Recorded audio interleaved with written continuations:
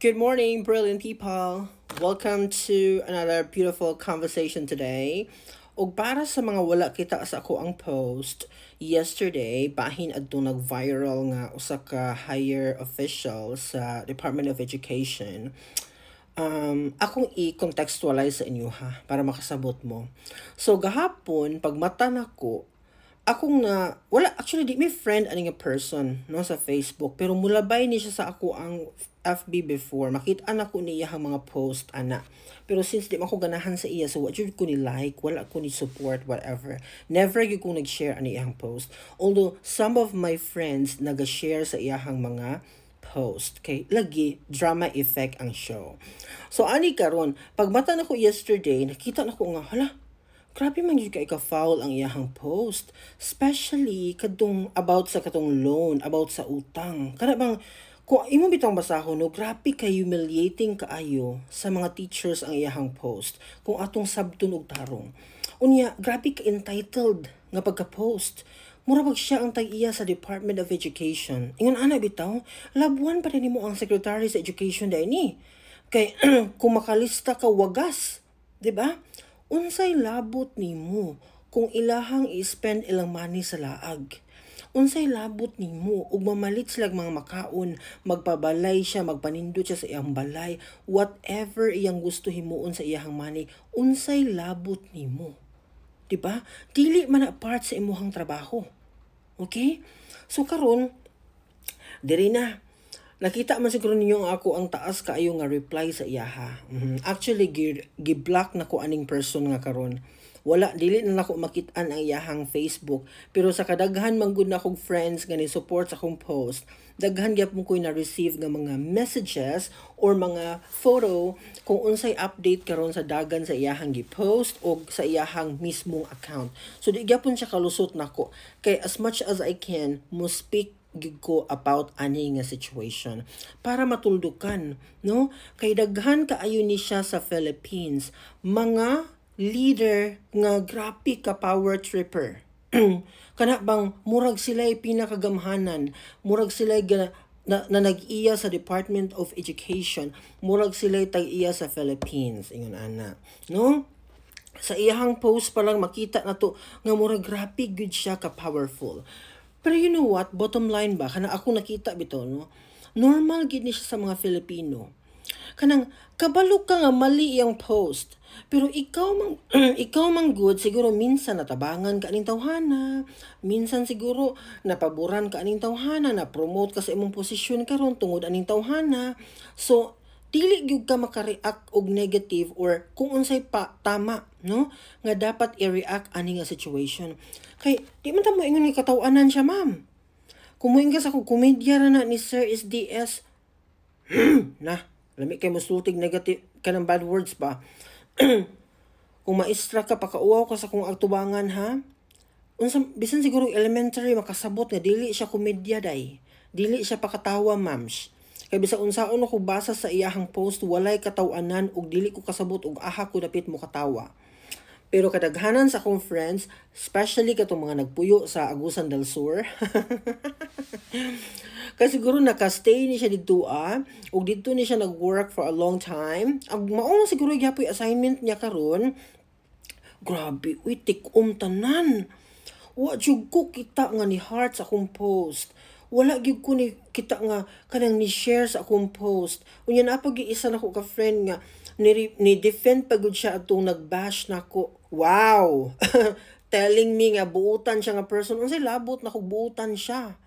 Nganon mag-apil-apil man siya sa Facebook. Kung dili niyo gusto nga ma-replyan mo, do not comment, di ba? Kung dili mo gusto nga pakgang inyong mga post, ayaw mong apil-apil. Kay ako nga person, my personality is that kung makakita kog negative nga post, dili jud ko usually mo comment sa mismo nimong post. Kay ang ako yung principle na amantay kaugalingon natong Facebook so we can actually make a narrative out from our opinion dito sa atong mismong wall. Dito ta mo express atong gibati. Dili kay i-direct nimo sa mismong nag-post. Naglahad siya sa iyong opinion. Kung wala ka ni agree sa iyong opinion, then make a screenshot or whatever you do, Then i-post din mo sa imong kaugalingong wall and make your followers talk about it as well. Dili kay musangsang ka sa kuang post para magpakaaron ingnon nga maayo ka, pero kung imong basahon imong post out from your own intention nga basi gusto pug ka mahimong SDS in the future. Ingna kog bakakon mao na imong goal. Diba? Mao bitaw lang ako sa akong whole stay ana nga department, never jud kong na-promote. Ayaw ko niyog ingna nga tungod kay nakagawas ta ko sa department karon na anak ko'y ingon ana nga guts nga mo speak. No, because even before mutubag jud ko. Muna'y tinuod sa mga nakaila. Mutubag jud ko sa una. Mabitaw nang wa ko na-promote. Pero ako, nag-expect na jud ko daan nga ingon ana gid ang akong journey, no?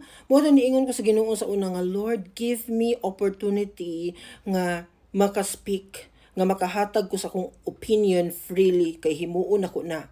I wanna be the voice of the voiceless.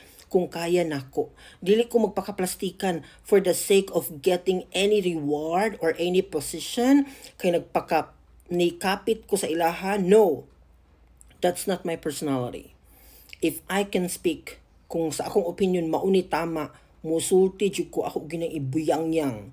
Bisag mo ingon mo nga lahi kong batasan nagkamaldita or whatsoever, I don't care. I'm just telling the truth.